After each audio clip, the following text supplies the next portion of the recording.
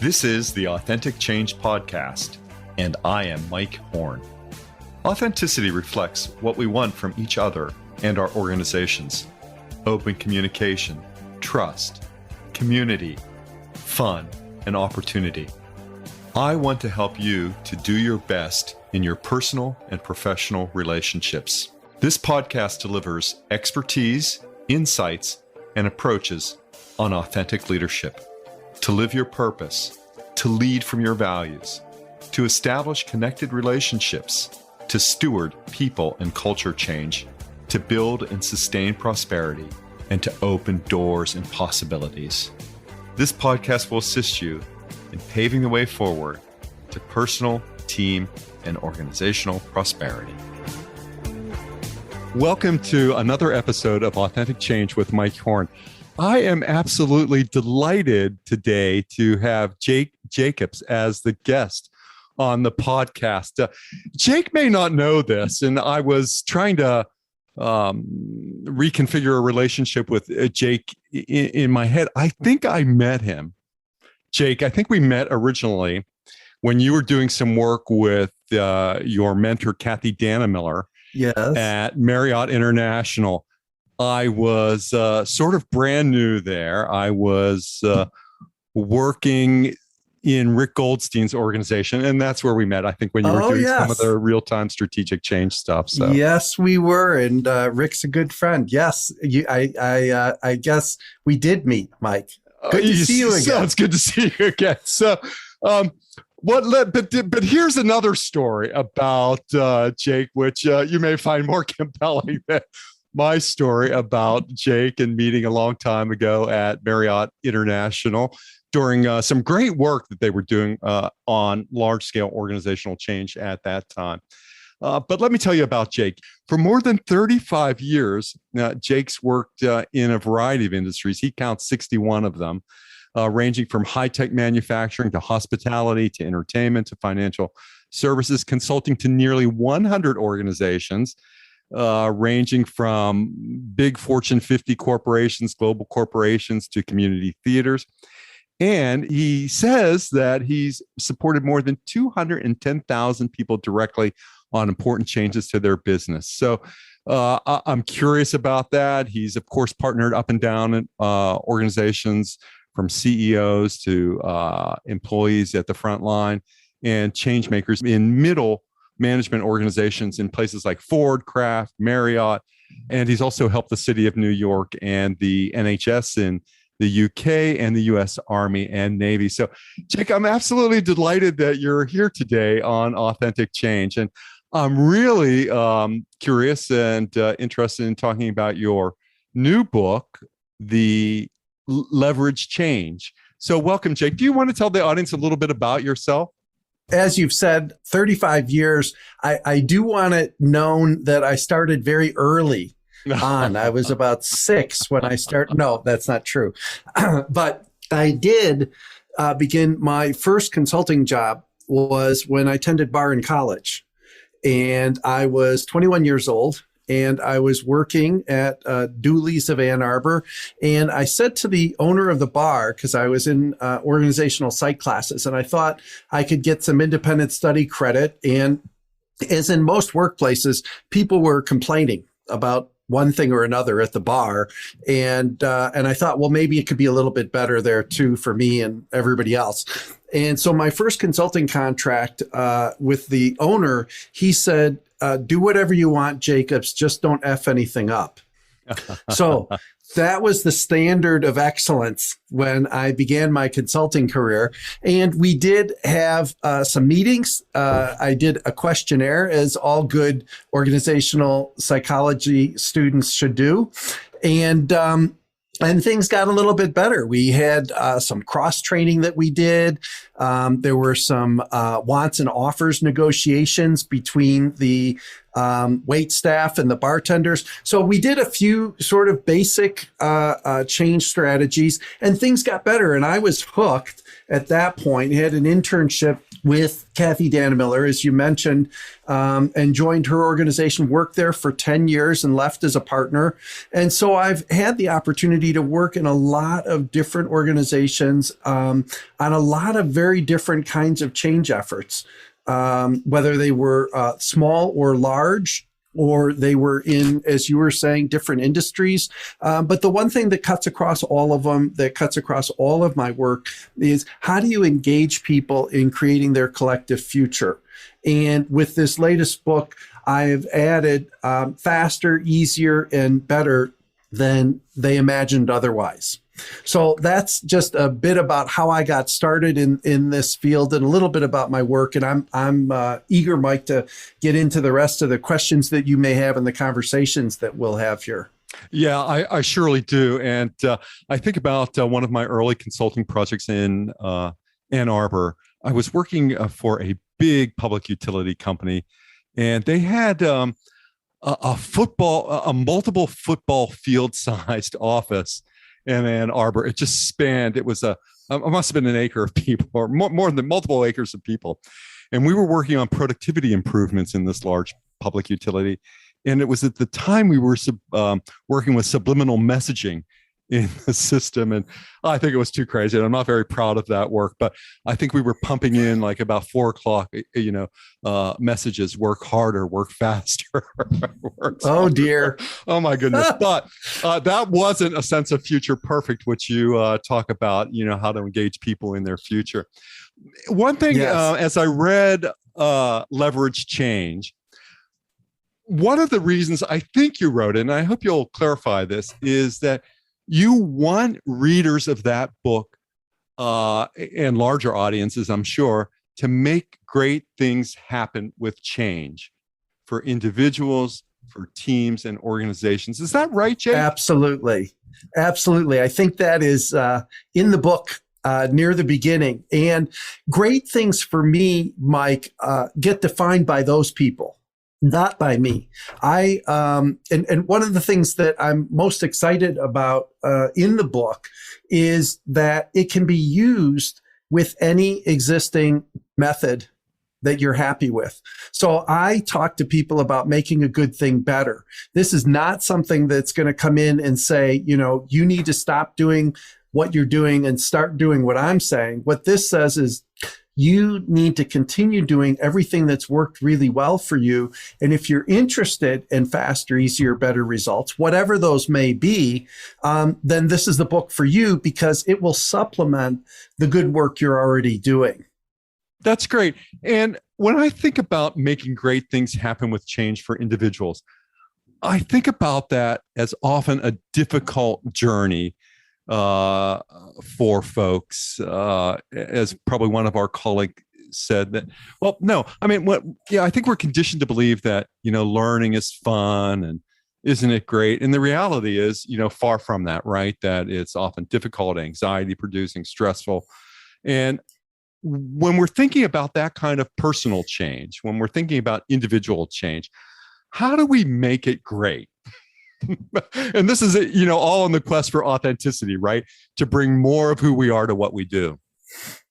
Right. So I will start this by saying, Mike, somebody said to me when I told them I was writing this book, they said, hey, look, change is not easy.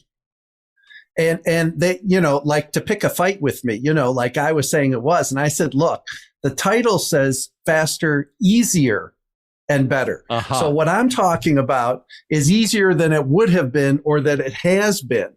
So when we talk about, what makes for great change, one of the things that I believe in, a lot of what is in the book, I call uncommon wisdom. It is, in fact, in the first chapter on a whole book about change and leveraging change. And most people who work in our field spend a lot of time talking about change. What I talk about with clients is also what not to change. And the first lever, which each addresses a problem. And so this problem is there's too much change. And a lot of people will talk about change fatigue. They will talk about being overwhelmed by it. Just the very word starts to make people anxious. because Yes. they're waiting for another shoe to drop, right? I mean, it is not like you said, filled with joy and pretty music in the background. It's anxiety ridden. And so what I do is I find that paying attention to continuity is a terrific antidote to being overwhelmed by change. So paying attention to continuity says, let's look at all the things that we're going to continue doing just as we have. So you've got to go back into your history and look and say, what do we want to gather up and bring with us into the future? What have we done really well? Even when I start working in an organization, and we have a group consultation program that I launched around the book and Leverage Change. And one of the leaders in that group talked about how his people were in fact overwhelmed. And I said, how have you changed in the past that's been successful for you in your particular organization? I think organizations have DNAs just like people do. And there are certain things about some organizations. It's like, well, did you have a more directive approach in the past? I remember in the early days when we were working at Ford, they were trying to create a more participative culture. And the paradox was that leaders needed to demand and command a more participative culture because the existing culture had been command and control. So in order to get people to be participative, had they said, would you like to, they wouldn't have gotten a very good response. So in this notion of paying attention to continuity, I have people make a list of everything that they have to change in the organization. And it shows up physically as they start to make this list longer and longer. They slump down in their chairs, their voices get a little lower. It starts to get depressing in the room. And then I said, okay, now let's make a list of all those things we're going to continue doing as we have. Only this time I want you to make the list twice as long. And what happens is that as people start making this list, they sit up a little bit more in their chairs. The tone of the conversation picks up. There's, some laughing that goes on. There's more confidence in the room. And I think that what we're doing is taking a holistic picture, a whole picture of what reality is. And so when we focus on change, and I talk to people like leaders, even when you're writing memos, you have a town hall meeting, going back to what we're going to continue doing is just as important a message as what's going to change. And I once gave a presentation in South Africa at a conference, and I said, if you want radical change, go after radical continuity. Right. And this really is a way of thinking about one of the 8 levers of change that you introduced. Maybe it is the first lever of change that you talk about, this paying attention to continuity. And it reminds me of, as I was reading through Leverage Change, I think I saw the words that, people struggled with change. And it reminded me of another book a long time ago, The Road Less Traveled, where it opens with the first line in the book is life is difficult. And I thought about that. People struggle with change. It has a similar sort of bearing, or it has a similar gravity. And you introduce this concept of leverage, the fulcrum. You want to talk a little bit about that? Yeah, absolutely. So this goes back 25 years ago. And if your listeners could see behind me in my office, I have a picture. And it is a commissioned artwork. I have not commissioned art before or since, but there was something about this that I knew was important. It is a picture of a man named Archimedes. And Archimedes was a 3rd century BC Greek mathematician. Now, why do I know about Archimedes, and why am I bothering to tell your listeners about it? This is a fair question. He had a way of describing leverage where he said, give me a lever long enough and a fulcrum on which to place it, and single-handed, I shall move the world. So I've used that metaphor, that analogy, in terms of, in fact, that people can move their worlds in the arena of change by applying these levers. And as stories go, Archimedes would get in these competitions, and much stronger men than him would try and move these boulders as part of athletic competitions. And they would get to a certain point and wouldn't be able to move the next size boulder. And Archimedes, who was not a slight gentleman, as the story goes, but he would wait until nobody could move anything anymore. And then he'd take this little rock that was his fulcrum, and he would put it next to this huge boulder, get a very long log, and push down on it, and the boulder would move right away. And he won every one of these competitions, and he did it with the superhuman strength of his lever. So what these levers do for you is that they give you an extraordinary amount of power with commensurately little investment. So I think of them as smart strategic actions that you can take. Paying attention to continuity, it doesn't cost you a lot of money to do that.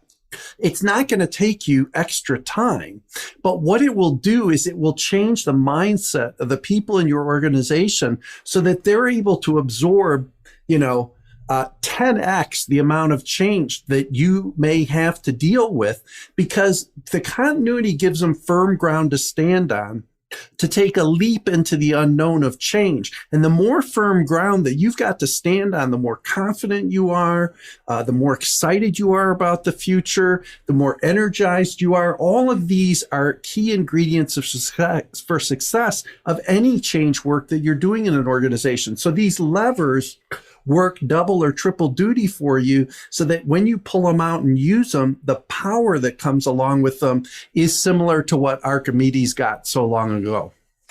Right. And Jake, as you think about that, what's the relationship of leadership to the struggle to change, to the 8 levers that you introduced? How does leadership factor into this? Well, I think that leadership, everybody that you talk to who's in my shoes or yours will tell you leadership's absolutely critical, right? And strong, good, solid leadership that's, authentic and that is genuine and that is participative and engaging, and all of these things are critical. So I'm not going to argue with any of that. And one of the levers is called start with impact, follow the energy. And this lever says most people, if you get a book on change off the shelf, you go to a talk on it, will tell you start at the top. Like, Sure, even right. People use words like dominant coalition, which in itself is sort of like, that's where we've got to start. Senior leaders have to be on board for a change effort to be successful. And I say in the book, and I say in my life, it certainly makes it easier. I mean, right. I'm not going to argue with having leaders on board from the get-go makes things easier. And I have stories of starting in a 10,000 person organization that had 1,000 people laid off just before they called me. And they said, we want to have a problem solving session. We've got 80 people coming to it. We'd like you to come and help facilitate it. And I had worked with large groups. So this was a large group to them. And, this is not going to solve their problem. And I told them as much. But they pushed back and they said, well, this is what we want to do. So I had learned from Kathy that, will it be better for my having been there is the right question to ask. Right. Not, am I going to solve all the world's problems? And we're seldom going to do that anyway. But I went, and when I went, the leaders who were sponsoring this said, well, we heard you were disappointed there weren't enough people coming, because I had been working with 500 or 1,000 people at Marriott. And so 80 was, Kathy used to say, like Thanksgiving dinner, right. Pass the potatoes. And so I went, and by the time I left, they had invited 300 people. And 300 people showed up to this problem solving session. And I'm not even an expert in problem solving, but I was able to help them. And they made some good decisions and came up with some recommendations. The CEO, we have a video of him standing in front of the room. He wasn't at the session. He came to hear the report outs, and he mouthed the word, wow. And what he saw were 300 people working interactively and making decisions, which he'd never thought of before. So immediately they went and they said, well, we want a session with 10,000 people in the Civic Center. Right. And I said, well, there can be too much of a good thing. Right. Not only couldn't you get round tables in there, but there are a whole lot of other logistical issues. So, but what we did was we commenced on a 2-year change effort. There were 500 people who helped give the leadership feedback on their mission, vision, and values. 800 people came together to talk about how to make the mission, vision, and values real day to day in the organization. So we started where there was going to be impact. It wasn't at the top of the house. They weren't ready to do the work yet. We started with 80. It got published in Fortune and Business Week as a change story of success. And again, go back to leadership. Well, there was a guy named Joe who worked on the lines for the telecom that it was, and he provided leadership where, in fact, it had been missing. There were people who looked to him as an informal leader, and he sat there. I know this is a long story, Mike, but no, it's great. He stood in our design team meeting where we were planning this effort with 1 foot inside the door and 1 foot out. Literally straddling the commitment level, right? I mean, it was like almost a Far Side cartoon, but he was serious about it and we were serious. And he spent the whole morning there. And at lunch, he came and sat down next to me and he said, I'm going to sit here this afternoon. And I said to him, well, why is that, Joe? And he said, used to be that when people would roll things out in this organization, they really rolled them over us. Uh-huh. We didn't have a lot of say. We didn't have a lot of influence. And we just got steamrolled with things that were being changed. This sounds different. This one, you're talking about design it yourself as one of these levers. And we're going to decide ourselves what the change effort's going to look like, who's going to make which decisions, when and why, and we're going to create our future together. He said, this is way different than we've ever done it before.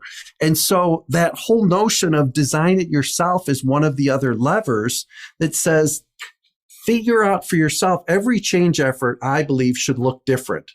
It should be customized, and it should be customized to your organization, your DNA, your culture, and developed by you. What the purpose is, what the outcomes are, all of that gets developed by the organization. You don't have to talk about ownership. You don't have to talk about getting people on board. I don't talk with clients about getting people on board because the method itself, the approach that we're using, people jump on board because they're needed, because they're invited, because they can add value. One of the other levers is find opportunities for people to make a meaningful difference. And rather than just going through on your day job, it's like, well, called forth. Kathy used to talk about this in calling forth greatness from people. That in fact, being asked to step up and make a difference in an organization's future, there is no nobler task that we could be asked. And so people are excited and energized and engaged in the process because of the levers that we're using and the underlying values that they hold. And part of what I love what you do in this book, Leverage Change, is just that, the storytelling that you do. The entire book is sprinkled with your experiences in working with others that you bring forward to illustrate these concepts.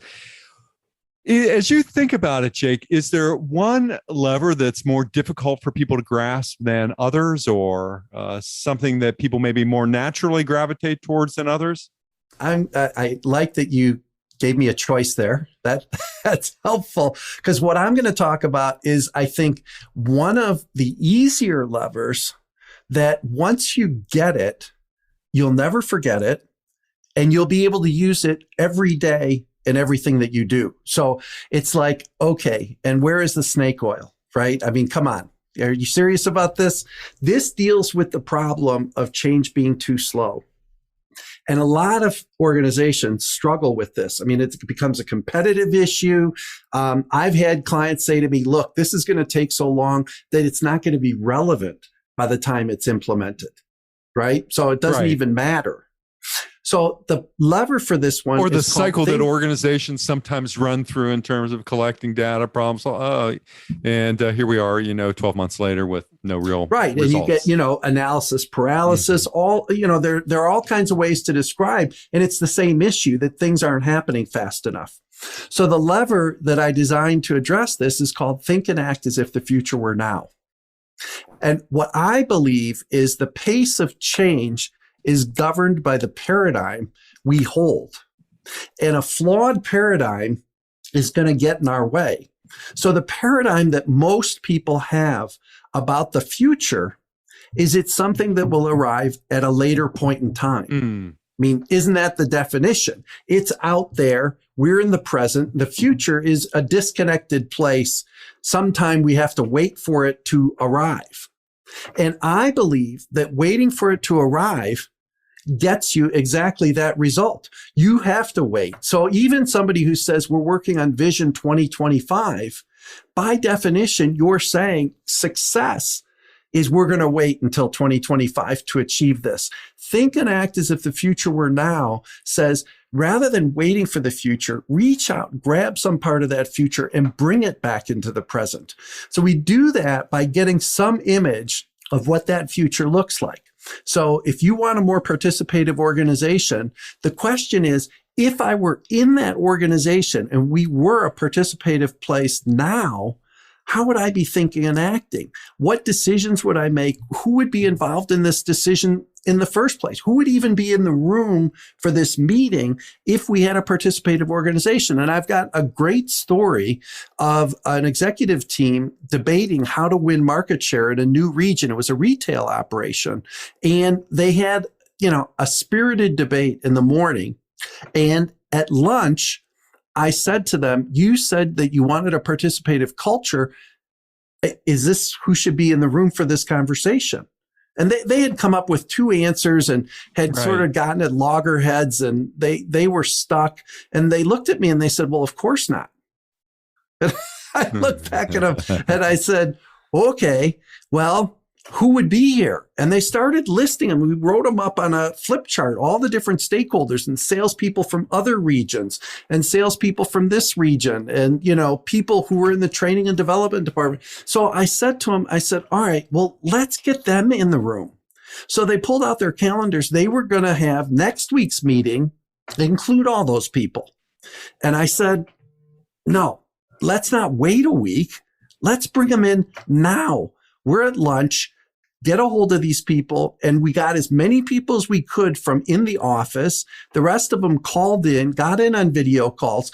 We ended up having 45 people in the afternoon meeting, and they came up with an idea that neither of the two groups had in the morning. And it was a better idea. Everybody around the table said, this is going to give us a better chance of success. And it did, because the implementation occurred very rapidly because everybody understood all the thinking behind the strategy.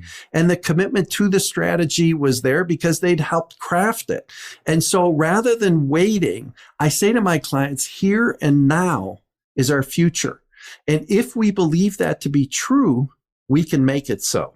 Right. It just proves also, or points to the power, not proves, it points to the power of the invitation and inviting people in. Being inclusive as a way of honoring a set of values, humanistic values that are so important to lead and to live authentically. Yeah, and one thing I would add, Mike, there was another book that I co-authored called "You Don't Have to Do It Alone: How to Involve Others to Get Things Done." And the first question was, do you need to involve others? Right? Because it's like, it's a pain. Right? It's easier if you can get away with doing it on your own with quality and cost and timing on your side, then, God bless you, go do it. Yeah. But the second thing was, what kind of involvement do you need? And then how do you invite people so they'll want to be involved? And the key message that we wrote about in that book was the invitation has to be personal, that you have to have a reason you want that person engaged in your effort, the difference that they can make. And again, it goes back to that lever about find opportunities for people to make a meaningful difference. If somebody comes to you with an invitation that says, Mike, I need you to be part of this, and here's the value that you're going to add, you're going to step up and you're going to find a way to add that value, or find somebody who's going to help you add that value, because you're cared about. You matter. Right. And you're not just a number, but you count. Right. And I think that's one of the most disheartening statements that you can hear in an organization. You know, if we could figure out a way to make money without people, we would. Oh, yeah. Because, right. You know, it's all human enterprise at every point in the day. And Jake, as you know, if you were providing guidance or advice to a person who was genuinely interested in working with the 8 levers of change and didn't have a lot of time, what would you say to him or her or them? Well, of course, reading the book would help, Mike, but let's say they don't have time for the book, or at least initially they may not have time for the book. Then what I would suggest they do is actually go to my website. On my website, which is jakejacobsconsulting.com, on my website, I developed an ebook to answer this very question, because the name of the ebook is 27 Ways to Achieve Faster, Easier, Better Results Immediately. So what this ebook does is it takes each of the levers, it tells you what's the problem, what's the lever that addresses it, and then what are 3 or 4 concrete actions that you can put to work immediately to be able to make a difference and get faster, easier, better results. So for each of the levers, you'll have a handful of ideas that you can take out and put to work immediately. Like one of them talks about, go talk to somebody who's resistant to change, right? And ask them, what's the issue and how can we care for that? Yeah, Jake Jacobs, founder and president of Jake Jacobs Consulting. It's a wonderful way, I think, that you have to invite people into this conversation. And what seems to run, what's a thread throughout all of this is how you want to be of service to others, how you want to help. And isn't that even contained in the idea of the current book, which is, you know, faster, better, more, and that's an act of service and an act of helping. Yeah, well, I believe that there are different ways that we can each add value. And when I had written these earlier books, I actually had a colleague of mine. Her name's Jessie Stoner, and actually she worked with me on that telecom project so long ago that I was talking about. And she said to me, you know, you should write another book. And I sat back and I thought about it, and I said, you know, how do I distill 35 years of experience into something useful for people? And these levers are the kind of thing that you can pull out. I mean, one of the things that I love about them is they work for individuals, teams, and organizations. There are a lot of models out there that'll work for an organization, but you couldn't apply them individually. I'm saying to people, you can get out your calendar for the afternoon and look at what your work is to do and find a lever, and you could get faster, easier, better results just with the meetings that you have coming up. I had a client, Mike, that wanted to become results oriented. One of the levers is called make change work part of daily work. And so they wanted to become results oriented. And we were talking in the executive team about this. And I said to them, well, how do you design your meetings? I mean, how do you even have this meeting? And they said, well, you know, we send a note out the day before the meeting and we ask for agenda items and we put those in a list and then we meet about them. And I said, that's pretty activity oriented work, you know, like why are you dealing with these particular issues? What are the results you want to accomplish at the end of this meeting? And they looked at me and they said, well, that's a great idea. And I said, all right, well, let's make a new rule that every one of your meetings has to have a purpose and outcomes. And if they don't have a purpose and outcomes, nobody has to show up. Right. So put some teeth in this. And the first couple meetings after that, people did not send this purpose and outcomes. And you know how many people came to their meetings? One. Them. Nobody showed up. And so what happened was this started to take hold. So people on that executive team took it back to their functions and they said, well, this is the way we're going to start running meetings now. And then they went to projects and they said, this is the way we're going to run projects and initiatives now.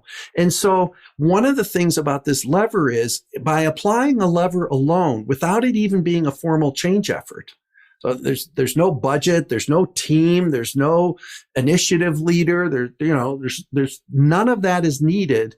And they brought about a systemic change in their culture to become results oriented just from this notion of let's get purpose and outcomes for our meetings. So that's making change work part of daily work. It doesn't take any more time, money, or energy to bring about change. So when I say faster, easier, better, there are a lot of stories like that I have where people in organizations that I've been working with have been able to accomplish results, in half the time than they had planned at half the budget.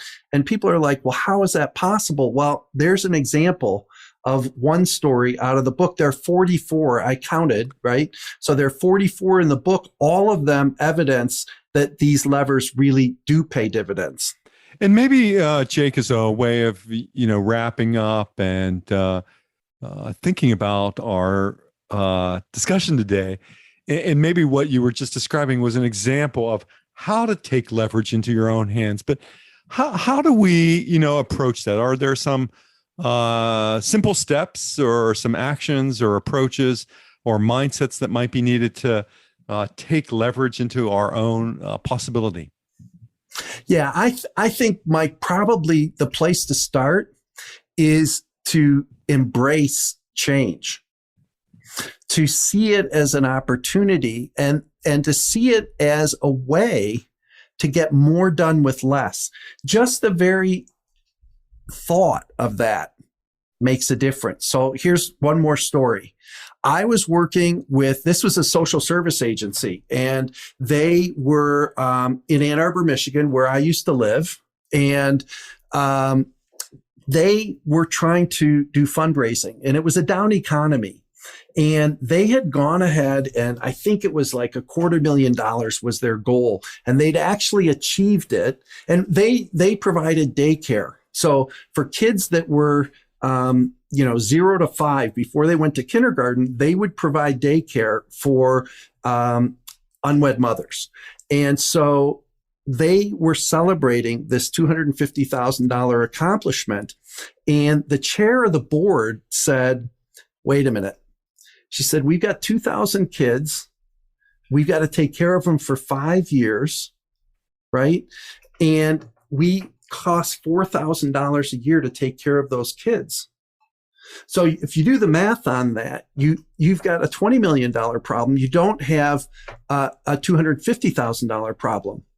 And so what this chairperson said was, look, we're not even making a dent in what we really need to accomplish. Our real problem's much larger. And so that shift in mindset, because I think the paradigm is where leverage comes in. She shifted the paradigm to say, wait a minute, there's a much bigger problem. Now, I will tell you, about half the group pushed their chairs away from the table and they were like, this is not my ball game, right? They were like overwhelmed and didn't know what to do. The other half leaned in further. And what happened was they got invited to tables where there were a lot more stakes at play. They went to much larger corporations to get donations because they had a problem that warranted being at the big stakes tables. And so I think that challenging your assumptions and your paradigms is the quickest way to gain leverage, and being able to say, well, how could I get this done in 6 months instead of 2 years? Just asking that question will force you to think a quantum leap different in terms of the situation that you're in, because you're not going to get there incrementally. You can only get there through a paradigm shift, and having that new paradigm opens the door to new possibilities. And I think at the end of the day, that's really at the heart of the book, is about making new possibilities available to people, and then not just available, but having a way to achieve them, like the title says, faster, easier, and better than they otherwise would have imagined.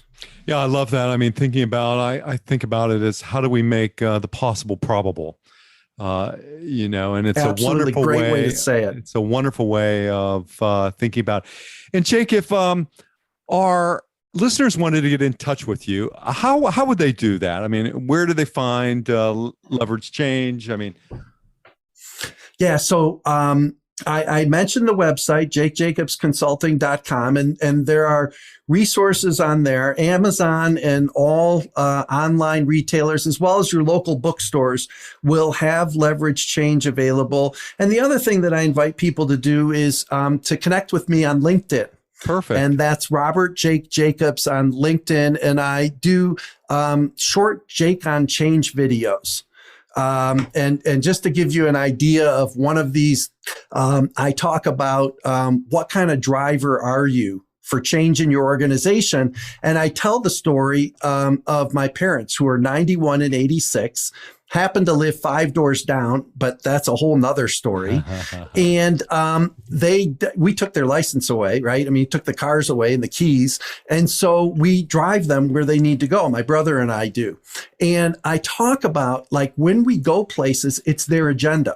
Like, I don't even question it. Like, whether it's the dry cleaners, the Walgreens, wherever we end up going, it's their agenda. And I say, because I'm driving where they want to go. And so in your organization, how often are you a driver for change for where other people want to go? Because it's easy to be a driver that sort of like champions your own cause, goes after your own outcomes, pays attention to your own needs. That's easy. It's a lot harder to drive where other people want to go. And so this is an example of one of the videos that I put up on LinkedIn. And so I think, they're both entertaining. Hopefully they're 2 minutes, so you're not going to lose your whole day watching them.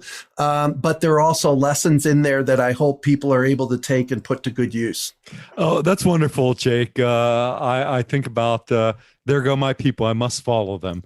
And I love that quote. It's just wonderful. And I encourage all of our listeners to visit you on LinkedIn, or more directly to connect with you at jakejacobsconsulting.com. Jake, thank you so much for being a guest today on our podcast. And for our audience, until the next episode, thank you very much for listening today. Thanks, Jake. Thanks for listening. And I hope you'll subscribe today and tell a friend about our show. If you're looking for hands-on help to increase your success through authentic change, or have a question you'd like to hear me answer here, please email me at mike@mike-horne.com.